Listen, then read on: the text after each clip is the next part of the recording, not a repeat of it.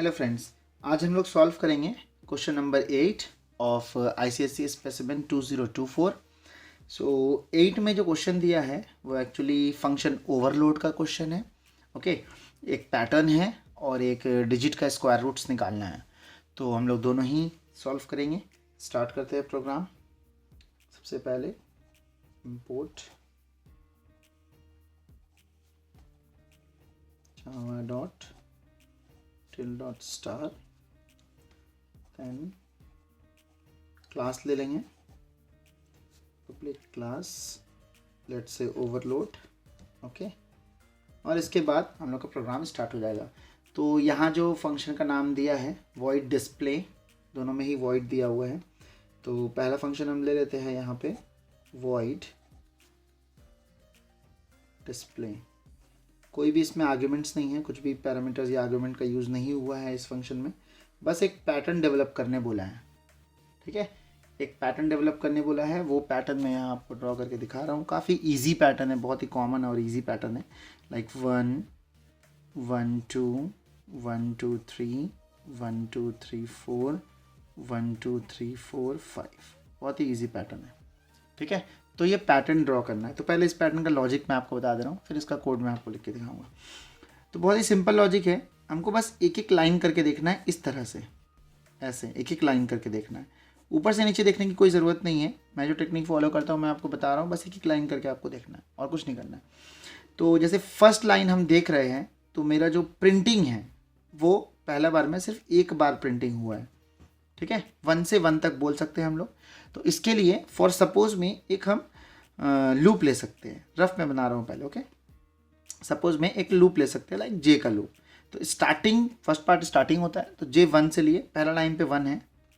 दूसरा लाइन पे जे जो है मेरा 1 तक ही, मतलब सॉरी, फर्स्ट लाइन पे मेरा 1 से स्टार्ट हो रहा है और आगे कोई नंबर नहीं है। तो स्टार्ट भी 1 से हो रहा है और एंड भी 1 पे हो रहा है फर्स्ट लाइन पे।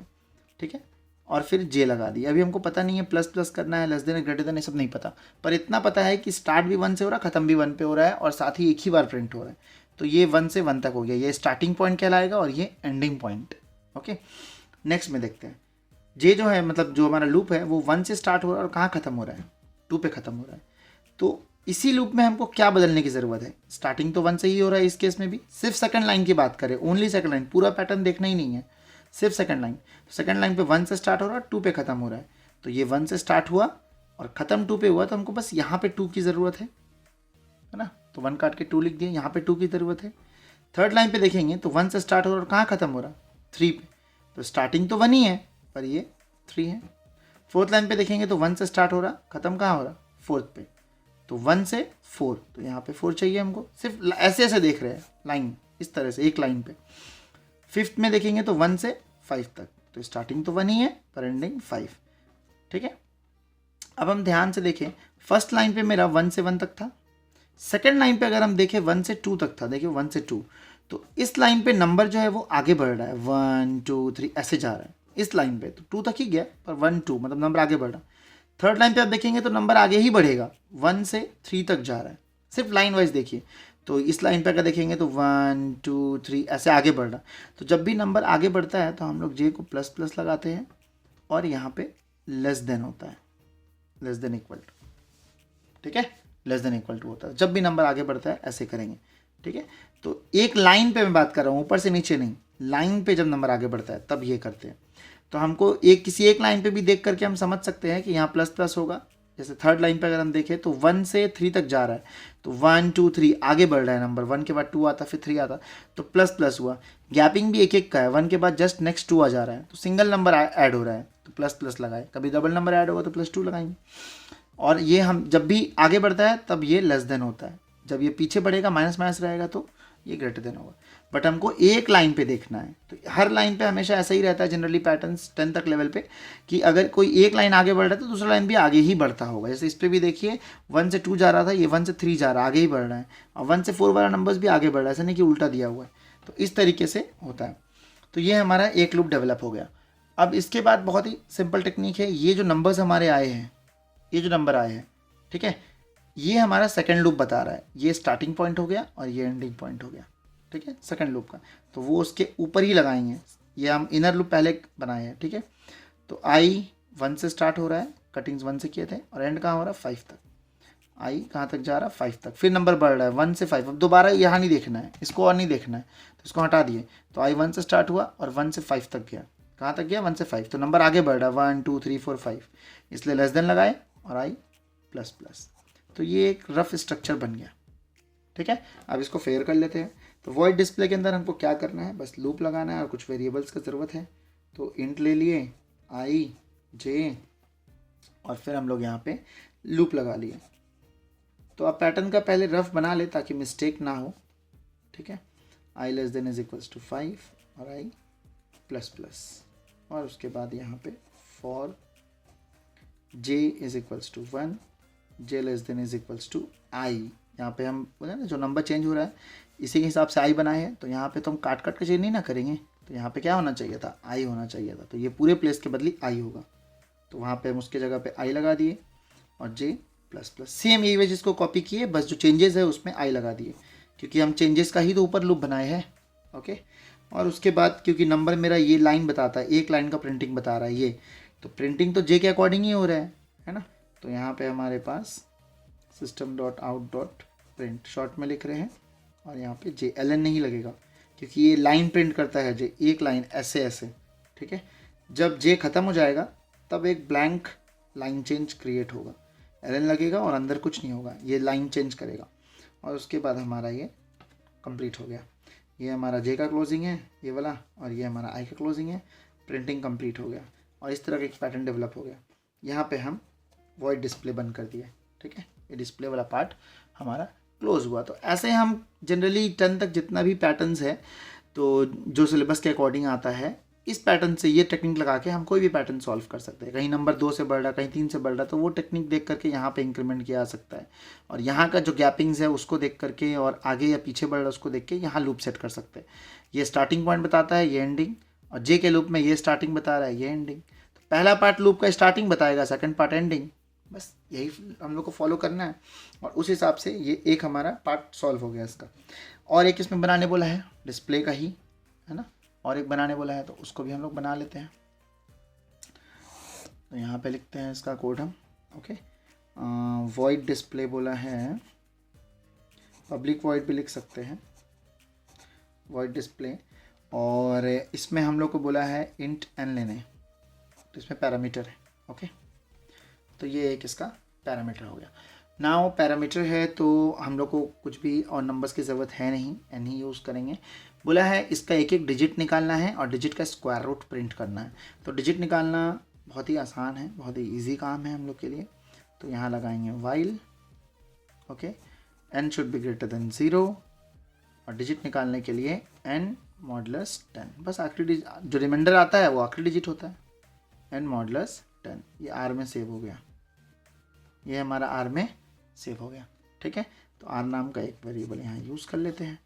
तो निकल गया हमारा डिजिट, बहुत ही ईजिली निकल गया।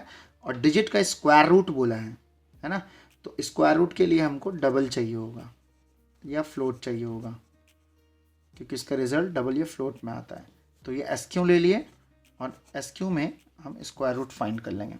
तो स्क्वायर रूट फाइंड करना बहुत ही आसान है, math dot SQRT square root बोला था, और इसके अंदर हम डिजिट को पास कर दिया, मतलब आर को। तो ये एक डिजिट निकला, डिजिट का स्क्वायर रूट निकला और SQ में सेव हो गया। अब SQ को प्रिंट कर देंगे, तो SQ हमारा हो जाएगा प्रिंट,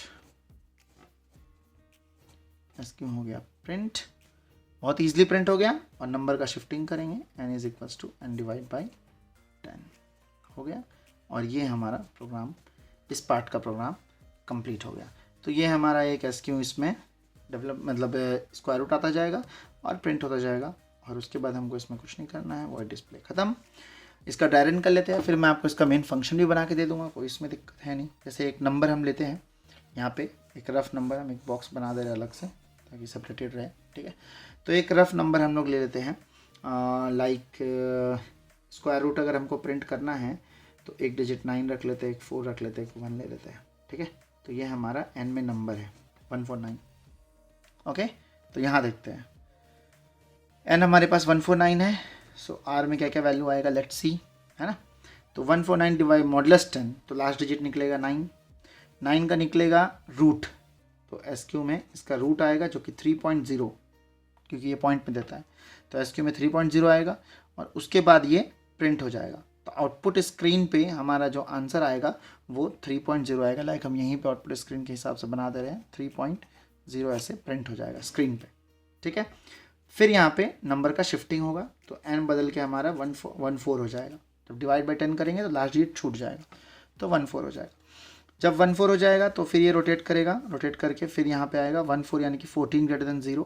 फिर 14 मॉडुलस 10 लास्ट डिजिट निकलेगा, मॉडुलस 10 में लास्ट डिजिट निकलता है, लास्ट डिजिट 4 आया, R में 4 आ गया।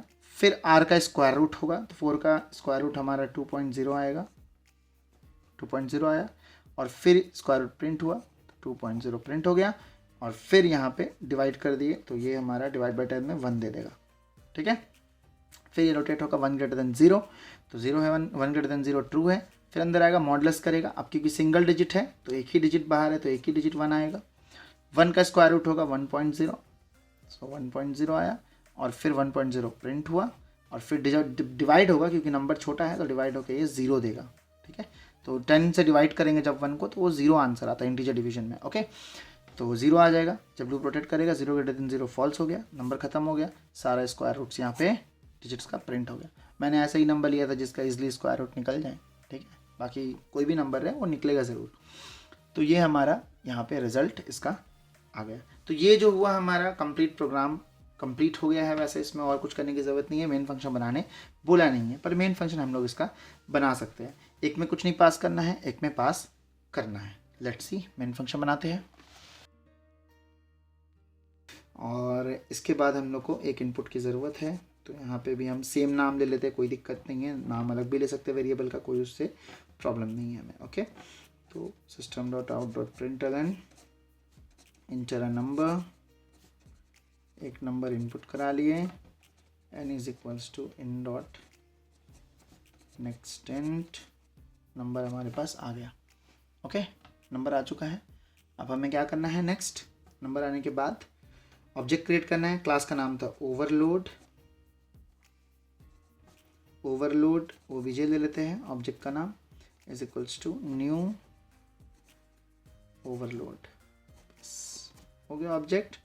Now function calling OBJ dot display, function called, पहला में कुछ नहीं था, दूसरे वाले में पास करना है पैरामीटर डॉट डिस्प्ले एंड पास कर दिए और प्रोग्राम हमारा क्लास के साथ क्लोज हो गया।